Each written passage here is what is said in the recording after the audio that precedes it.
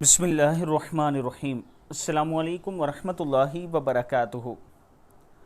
دریا پار کرتے وقت حضرت موسیٰ علیہ السلام کی دعا۔ نبی اکرم صلی اللہ علیہ وآلہ وسلم نے فرمایا، کیا میں تجھے ایسے کلمات نہ سکھاؤں جو موسیٰ علیہ السلام نے بنی اسرائیل کے ساتھ دریا پار کرتے ہوئے کہے تھے؟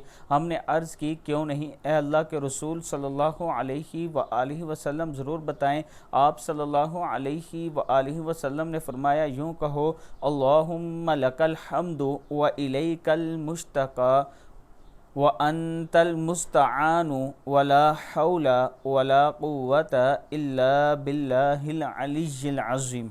پھر سن لیں، اللہم لک الحمد وإلیک المشتقى وَأَنْتَ الْمُسْتَعَانُ وَلَا حَوْلَ وَلَا قُوَّةَ إِلَّا بِاللَّهِ الْعَلِيِّ الْعَظِيمِ۔